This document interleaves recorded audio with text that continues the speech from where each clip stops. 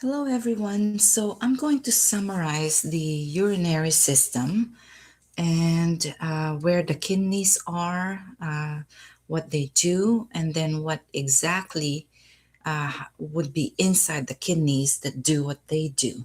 So in the urinary system, let's first take a look at the urinary system as a whole. The major organs of excretion. So you could have your arteries here, and it leads to the kidneys. Okay, that supplies the blood into the kidney here. So basically it looks like this.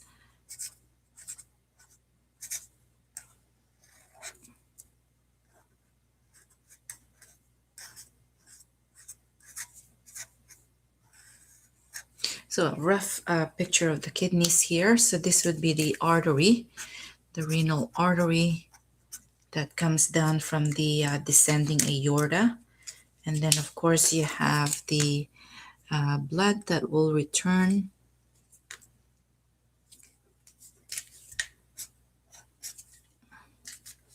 It's going to return the deoxygenated blood back to the heart through the inferior vena cava and back to the heart. So this is the inferior vena cava, and this would be the descending aorta.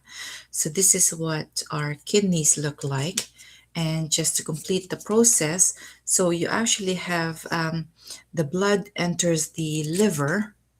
So you have your liver on the right side of your body like this.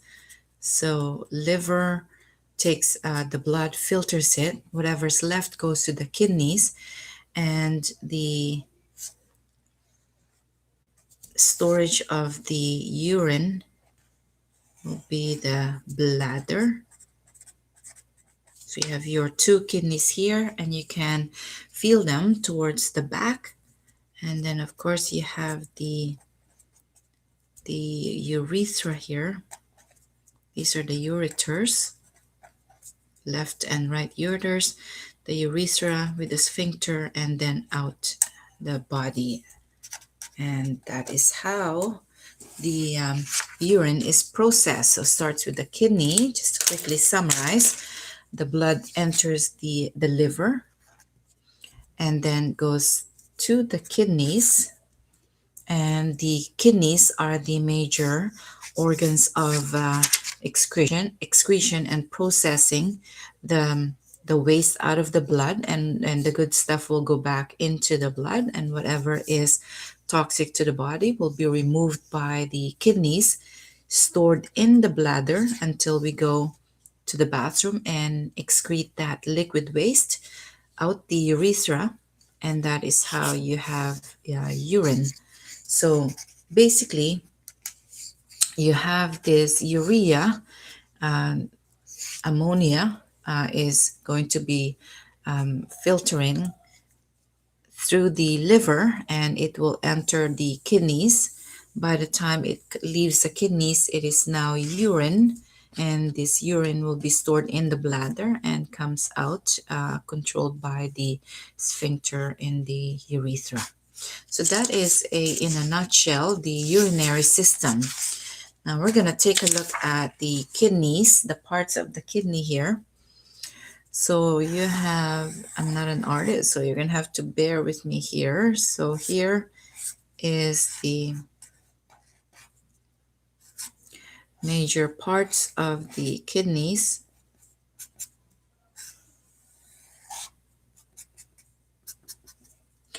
Okay, so you have here the outer layer, which is known as the cortex.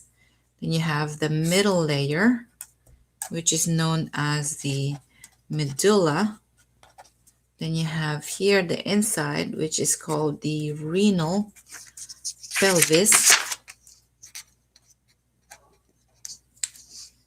And And those are the three main parts of the kidney. Now we're going to look at the parts of the kidneys, and that's called the nephron. So the nephron will be found between in the cortex and the medulla. So it starts here, and we're going to look at the Bowman's capsule. So now let's take a look at the nephron and the parts of the nephrons. Okay, so you have, again, keep in mind that it starts at the cortex and it goes into the medulla of the kidneys. So I'm going to start off by drawing the Bowman's capsule.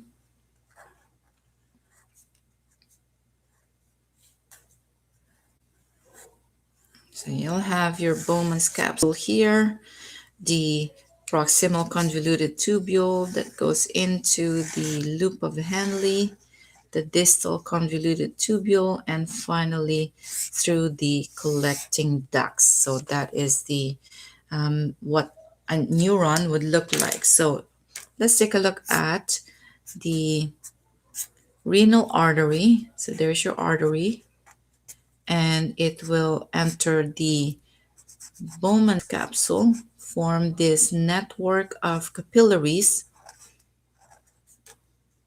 and this capillary then will bathe this loop of Henle, and then of course it will be picking up the carbon dioxide, and it will have to return back to the heart through the vein. Okay, so this is the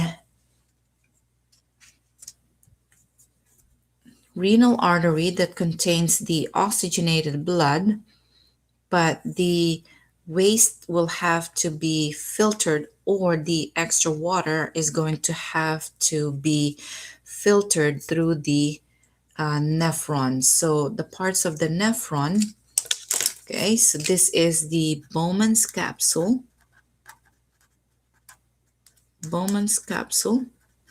And then you have here is the proximal meaning it's closer, proximal convoluted, and as you can see it is convoluted, lots of turns, proximal convoluted tubule. This is the loop of Henle. This is the distal convoluted tubule, and finally the collecting duct, where urine will be collected into the bladder.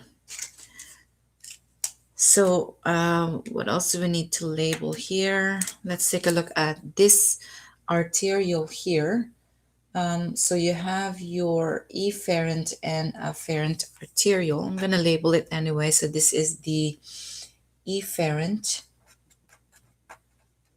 arteriole. So it's a small artery, and the afferent is moving away from the Bowman's capsule, the afferent arteriole. And this part right here is the special network of capillary. They're just capillary, but there's a name for that. It's called the glomerulus. So this is where this job of filtration is happening within this capsule, the Bowman's capsule. So this is what a nephron looks like. And if we were to locate where in the kidneys these nephrons are found, we would see that the Bowman's capsule and the proximal convoluted tubule and the distal convoluted tubule are found in the cortex. So this is where it would sort of have a division here. So this is the layer where this is the cortex. So you'll find the Bowman's capsule, proximal convoluted tubule, and the distal convoluted tubule in the cortex of the kidney, and whereas the rest of the nephron, this loop of Henle will form the medulla of the kidney. Okay, so in my next video, I'm going to look at the process that is taking place within the nephron. So this is the important process of excretion.